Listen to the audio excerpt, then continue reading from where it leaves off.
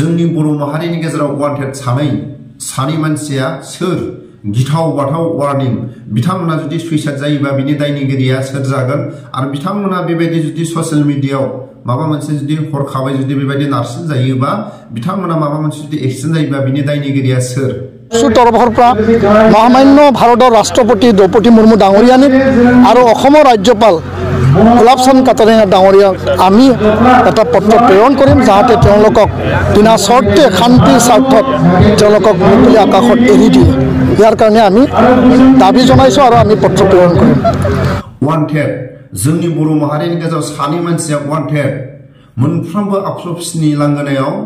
poster सिथाबनानै दोनोबा खुनु लस जानाय नङा बिनि थाखायनो आं खावलायो सानै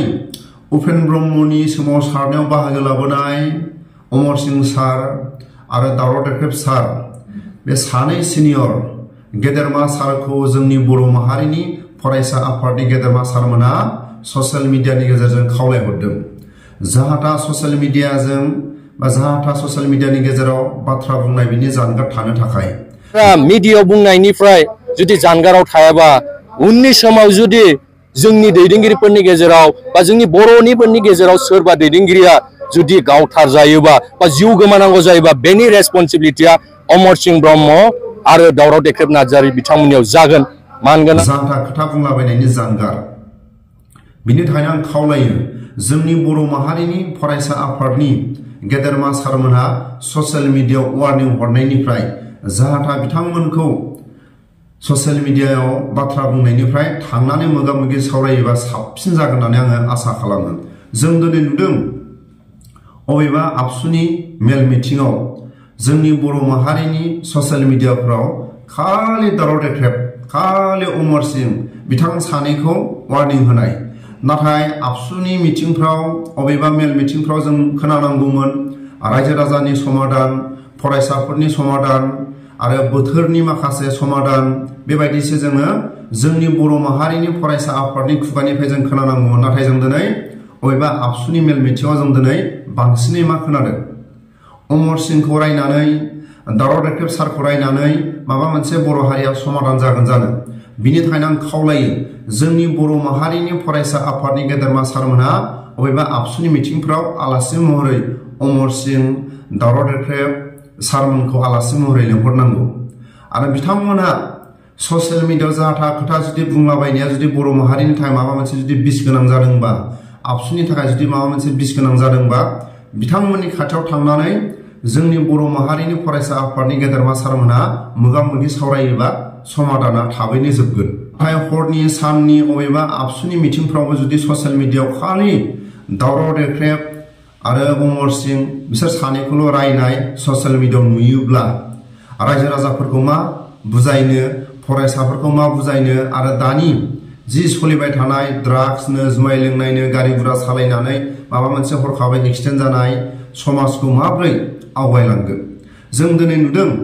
जोंनि बर' माहारिनि गेजेराव अमर सिंहखौ रायनानै जुदि जौ लोंनाय ड्राग्स जानाय जुदि समाधान जायोबा बुंनांगौ जेबो गैया सोरबा दावराव देख्रेब सारखौ रायनानै जुदि जोंनि बर' माहारिनि गुलाय गुजाया जुदि समाधान जायोबा बुंनांगौ जेबो गैया नाथाय दिनै ओरैबायदि वान्टेड ABSU अफिसनि लांगोनायाव सानै मानसिनि पिक्सारखौ ओरै अमर सिंह ओरै दावराव देख्रेब सार मोननै जायगायाव ओरै फारसे सिथाबनानै वान्टेड जोंनि बर' माहारिनि गेजेराव गुलाय गुजाय लाबोदों ना लाबोआखै ना गुलाय गुजायखौ लाबोनो थांगासिनो दं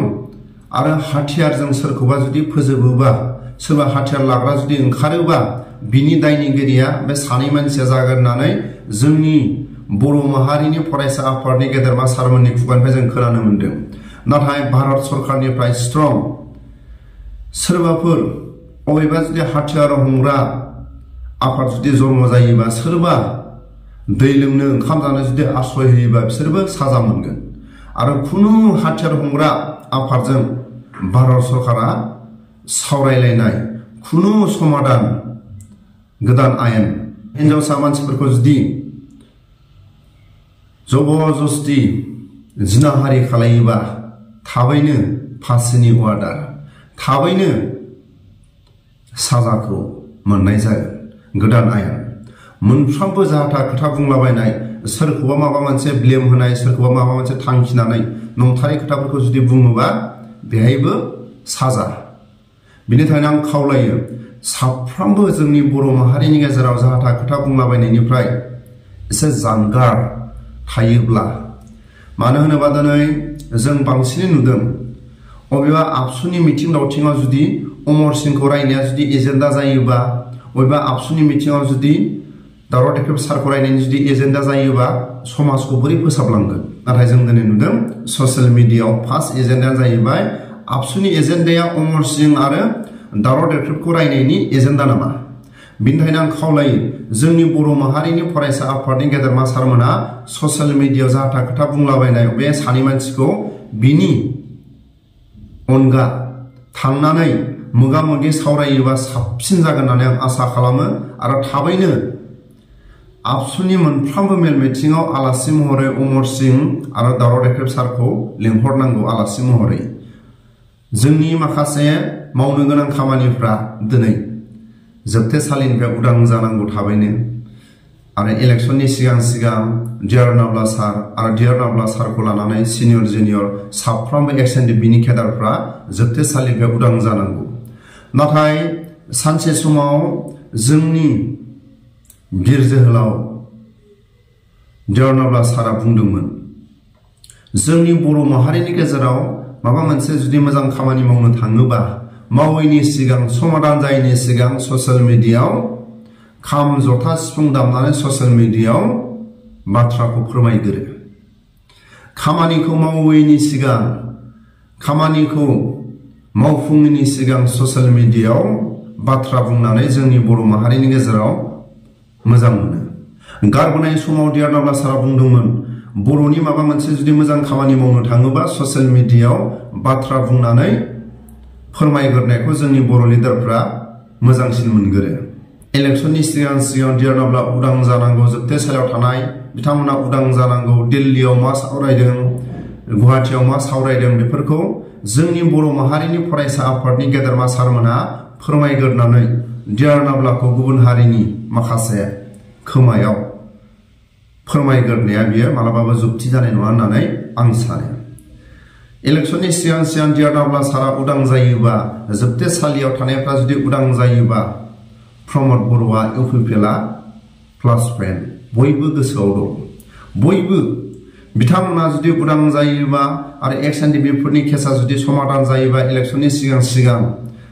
एमपि इलेक्शननि सिगां सिगां जुदि एक्सएनडिपिनि केसा जुदि सुस्रांजायोबा जोबथेसालियाव थानाय गासैबो जुदि उदां जायोबा इउपिपिएलआनो आरो नेक्स्ट सरकारखौ सालायगोनखौ जों बयबो रायजो राजाफ्रा हेफाजाब होनो थाखाय साखाफारा जानानै दं बिनि थाखायनो आं खावलायो प्रमद बर' सारा आरो इउपिपिएल सरकारा